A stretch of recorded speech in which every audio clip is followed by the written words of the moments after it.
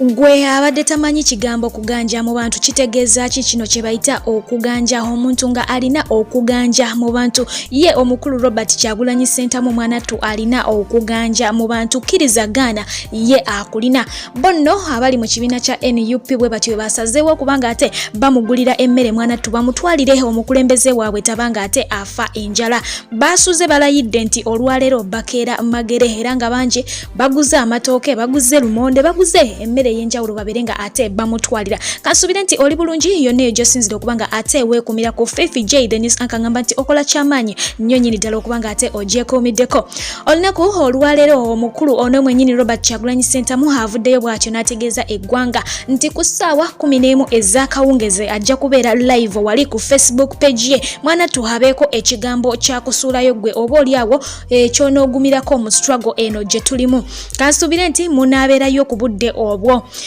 okweyongerayo n'amawulire gaffe bo baganda baffe okuva mu ggwanga erya Jamaica struggle byagyegasseeko nga bayita mu kayimba era nga bano bayimbye akayimba nga bakayimbira omukulu Robert Kyagulanyi Ssentamu nga bamuwaana nga bwali freedom fighter soka obeere nga ate okewulirirako Mwanattu tubeere nga tugenda mu maaso n'amawulire gaffe. The true defender, holy emulation still in no surrender. We love you and it's in our agenda. From January till to December, they picking them fighter. Bobi wine, freedom fighter. Bobi wine, for human rights, yeah. Bobi wine, people power, our power is a slogan for the picking them fighter. Bobi wine, freedom fighter. Bobi wine, the youth them father. Bobi wine is the next president of Uganda. Listen, he was born in the ghetto and raised in the ghetto, so he know all the real problem. So let us give him a try, cause he really try all the problem. Bobi when we solve them, so let us shout Bobi wine, yeah. Sing Bobi wine, yeah. And let us vote Bobi wine, yeah. He's the next president of Uganda. Sing Bobi wine, yeah. Free Bobi wine, yeah. And let us vote Bobi wine, yeah. People power, our power is the slogan for President Bobi Wine, yeah. Oh, I, Bobi Wine, you are the chosen one. You are the only chosen one that we love. And we promise to take you right above. Any problem that's come, it will solve.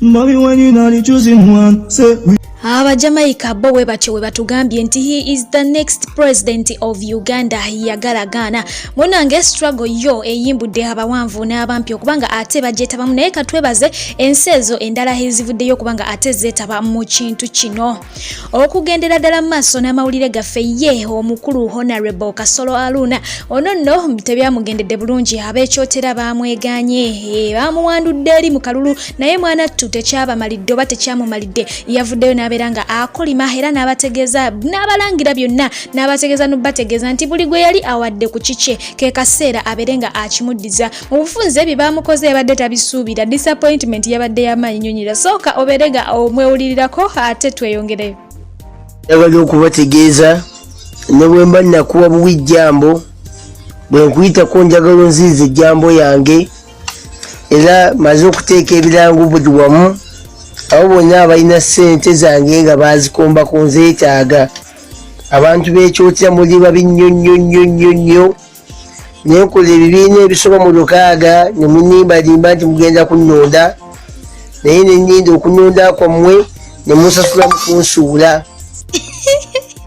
abaana dadi yabagamba okulya mulye naye mukole eki mulonde manvuuli anyways ebyo bye byavudde eruyi eyo ekyotera ye omukulu yakugambye nti ne bakabaka jambo bw'omusanga kamuddize kewali akonakona yesaawa okaseseme aka Haruna Kasolo munange akugendera ddala mu maaso n'amawulire gaffe still about the struggle ye mwana mulenzi Fig Famaika hono nno struggle agibeereddemu ddala havuddeyo olunaku olwaleero n'abako caption gyalekawo naye nga yakubanga abanja ddembe lya muntu wa Uganda yeetaaga mirembe gye mu bufunze agambye nti We want to have control to improve our quality of life, improve mothers' quality of life. That's why we are still questioning the concerned offices. In a country where you get slapped and you aren't even allowed to cry, we can't stop calling for change and justice. Bwatyo ye bwatutegezeza nti twetaaga obuyinza okuba nga tutereza embeera yaffe ey'obulamu n'ey'abanyaffe munange, yensonga lwaki tulemeddeko okuba nga tubuuza abo bekikwatako. Nagamba ye eggwanga nabaki we bakukuba oluyi n'obeera nga ate munange tokkirizibwa na kukaaba. Yensonga lwaki munange tulemeddeko okuba nga tusaba enkyukakyuka ko wamu n'okuba nga tusaba obwenkanya. Okitegeera, yensonga lwaki bali mu struggle, yensonga lwaki tuli mu struggle. Teri kuzikiza n'akamu n'akatono ddala. Okweyongerayo n'amawulire gaffe still about today, ye omukulu amanyiddwa nga Edlisa Musuuza muyite Eddie Kenzo, naye no akedde kusabira ku ggwanga n'agamba waaye kambayirewo essaala Mungu anaayanukula kubanga ye ekiseera kyonna lubeerera ayanukula. Awandise n'agamba bwati, Almighty forgive us and guide us to the right path. Grant good health to all our brothers and sisters who are sick and ease the pain of every heart that is suffering in silence. Protect us from shaitan, give us good iman and be pleased with us on our return journey back to you. Bwatyo bwategezeza omutonzi nti atusonyiwe munange era abeere nga atugaidinga oba nga atukuuma okubanga tutambulira mu kkubo eggolokofu. Bwatyo musaba munange abeere nga awonya baganda baffe ne bannyinaffe abalwadde bonna abatikkule obulumi obubali ku mutima obwo bwe babonaabona nabwo mukasirise. Bwatyo n'amusaba atukuume okuva eri sitaani gwe gwandise shaitaani, era bwatyo n'amusaba oba imaani kitegeeza ki omusiraamu anannyambakaawo. N'amusaba bwatyo abeere nga munange atukuumira ddala okutuusa lwe tulibanga tutuusa okuba nga tudda gyali omutonzi. Bangi twerabira nnyo nga tuli ku nsi nti waliwo akaseera ak'okudda eri omutonzi ne tukola ebintu byonna ebibi ebisembayo, naye nga twerabidde nti Mukama Katonda ye tudda ssaawa yonna. Weebuuze nti olituuka otya mu maaso ga Mukama? Mwana muwala Farida Nakazwe naye bwatyo avuddeyo n'abeera nga asabira eggwanga lye n'ateekawo essaala awo entonotono wali ku Facebook page ye n'asabira ku bantu be, era nga naye eyiyeeyo ebadde egamba bweti.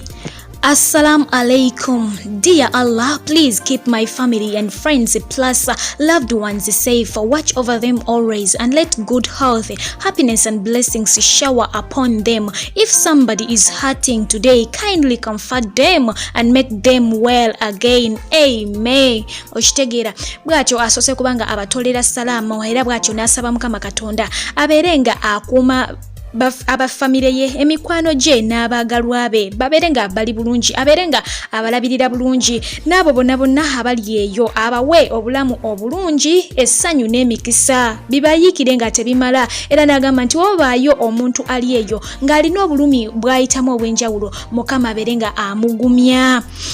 Ye bwatyo Farida bwasabidde ensi ye olunaku olwaleero munange, naye nga olunaku olwaleero yakyazizzaako omukulu amanyiddwa nga Yisima Mijagulo wali ku Mwasuze Mutya programu. Bwatyo n'anyumyamukko naye ababadde beebuuzanga nti lwaki Yisima talina mwana, talina famire, talina mukazi. Yisima avuddeyo n'abeera nga ate abannyonnyola n'abategeeza nti baamukebera mu Sweden, yagenda mu ddwaliro ne bamukebera nga alina low sperm count. Mu bufunze tasobola kuba nga ate afunisa mukazi lubuto, tasobola kuba nga ate bambi afuna mwana mu bulamu buno obwensi. So kati mwabadde beebuuza yeye ensonga lwaki Yisima talina baana, talina mukyala.